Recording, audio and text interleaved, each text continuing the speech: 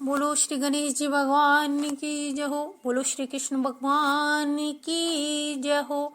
माघ शुक्ल पक्ष की जया एकादशी व्रत।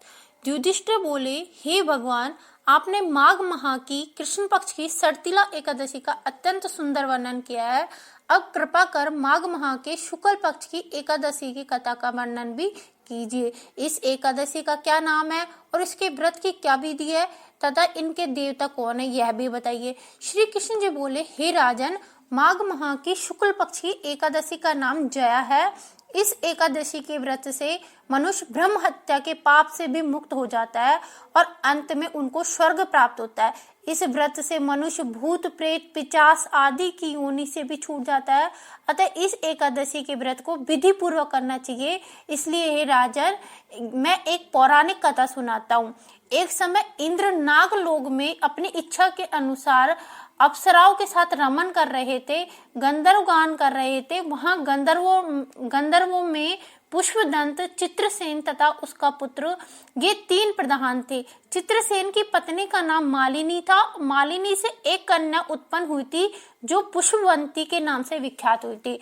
पुष्पदंत गंधर्व के एक पुत्र थे जिसका नाम माल्यवान था। माल्यवान पुष्पवंती के रूप को देखकर मोहित हो गया। कामबाण से चलायमान होने लगे। पुष्पवंती ने रूप, सौंदर्य, हावभाव आदि द्वारा माल्यवान को वश में कर लिया। पुष्पवंती के सौंदर्य को देखकर माल्यवान भी मोहित हो गया। अतः ये दोनों कामदेव के वश में हो गए। परंतु फिर भी इंद्र के बुलाने पर इन्हें नाच गाने के लिए जाना पड़ा और अप्सराओं के साथ इन्होंने गाना शुरू किया। परंतु कामदेव के प्रभाव से इनका मन न लगा और ये अशुद्ध गाना गाने लगे। इनकी भावभंगियों को देखकर इंद्र ने इनके प्रेम को समझ लिया और इसमें अपना अपमान समझकर इन्हें श्राप दे दिया कि तुम स्त्री पुरुष के रूप में मृत्यु लोक में जाकर पिशाच का रूप धारण करो और अपने कर्मों का फल भोगो। इंद्र का श्राप सुनकर ये अत्यंत दुखी हुए और हिमालय पर्वत पर पिशाच बनकर दुख पूर्वक अपना जीवन व्यतीत करने लगे।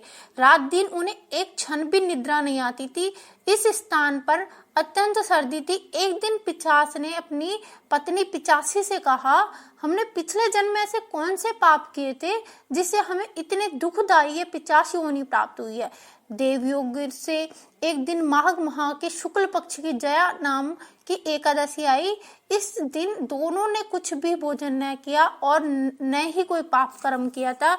इस दिन केवल फल फूल खाकर ही दिन व्यतीत किया और महान दुख के साथ पीपल के वृक्ष के नीचे बैठ गए। वह रात्रि इन दोनों ने एक दूसरे से चिपटकर बड़ी कठिनता से व्यतीत की थी। सर्दी के कारण उनको रात्रि में निद्रा भी नहीं आई। दूसरे दिन प्रातःकाल होते ही भगवान के प्रभाव से उनकी पिशाच देह छूट गई और अत्यंत सुंदर अप्सरा और गंधर्व की देह को धारण करके तथा सुंदर वस्त्रों तथा आभूषणों से अलंकृत होकर उन्होंने नागलोक को प्रस्थान किया। आकाश में देवगण तथा गंधर्व इनकी स्तुति तथा पुष्प वर्षा करने लगे। नागलोक में जाकर इन दोनों ने देवराज इंद्र को प्रणाम किया। इंद्र को भी इन्हें अपने प्रथम रूप में देखकर आश्चर्य हुआ और वे इनसे पूछने लगे कि तुमने अपने पिशाच देह से किस प्रकार छुटकारा पाया है, सो सब बताइए।